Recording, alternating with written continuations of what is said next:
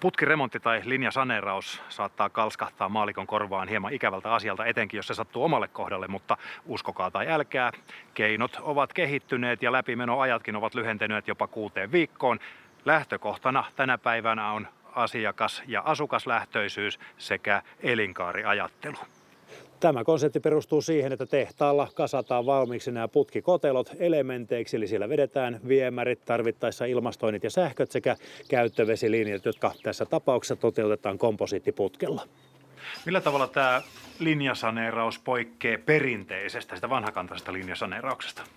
Jos sanotaan, että yhteistä tässä ainakin on se, että kylpyhuoneen peruskorjataan. Mutta oikeastaan siinä ne suurimmat yhteneväisyydet enää onkin. Eli meillä on huomattavasti nopeampi aikataulu. Kustannukset on perinteistä remonttia pienemmät.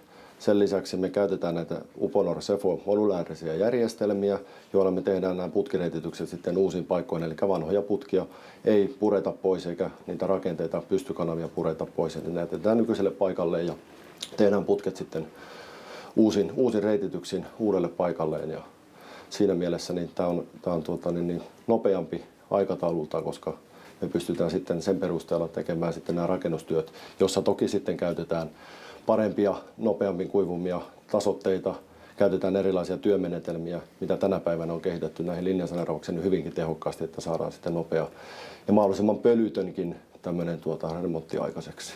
Asukkaita varmasti kiinnostaa paitsi se aikataulukysymys, niin se, että pääseekö he millään lailla mukaan tähän remonttiin ikään kuin vaikuttamaan oman kylppärinsä, oman asuntonsa näihin sisustusratkaisuihin. Kyllä. Suunnitteluvaiheessahan me ollaan panostettu erityisesti nimenomaan tähän visualisointiin, eli me pystytään 3D-mallinnuksen avulla erilaisten laatoitusvaihtoehtojen esittämisellä pyritään visualisoimaan erittäin hyvin valokuvamaisesti suoraan sanoen tämä kylpyhuone, miltä se tulee näyttämään sen toteutuksen jälkeen. Ja tämähän ei poissulje mitenkään näitä osakkaiden omia mahdollisia lisämuutostöitä, mitä he haluavat tehdä sinne kylpyhuoneeseen. Eli vaikka me käytetään tämmöistä vähän erilaista järjestelmää, mutta silti osakkaat pystyy kuitenkin valitsemaan omalaisia kalusteita ja omalaisia laattoja muitakin kuin mitä me esitetään, mutta me annetaan vaihtoehtoja paljon enemmän.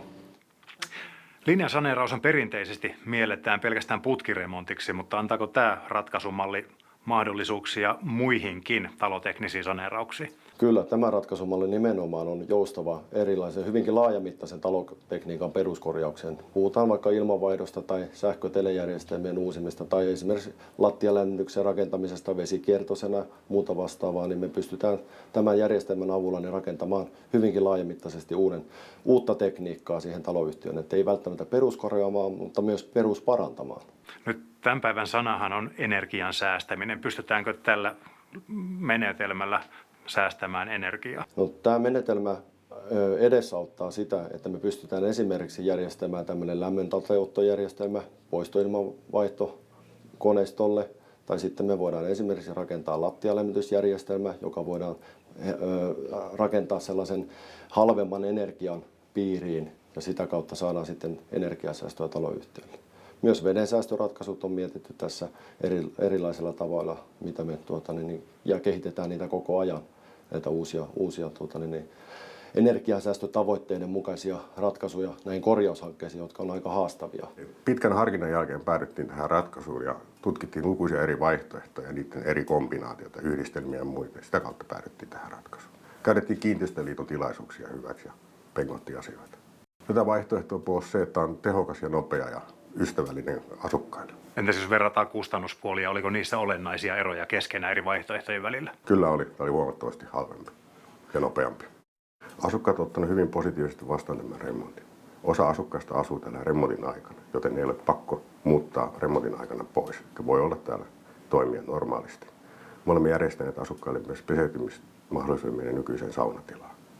Isännöitsijän kannalta tämän tyyppinen putkiremontti ei päätöksenteon suunnittelun kannalta poikkea normaalista putkiremontista. Läpimenoaika on lyhyempi. Se tietysti edellyttää isännöitsijältäkin intensiivistä panostusta remontin ajaksi, mutta toisaalta sitten remontti loppuu aikaisemmin ja sitä kautta isännöitsijä pääsee sitten muihin haasteisiin. Ja asukkaat ovat ottaneet lyhyemmän urakka-ajan tietysti positiivisena asiana.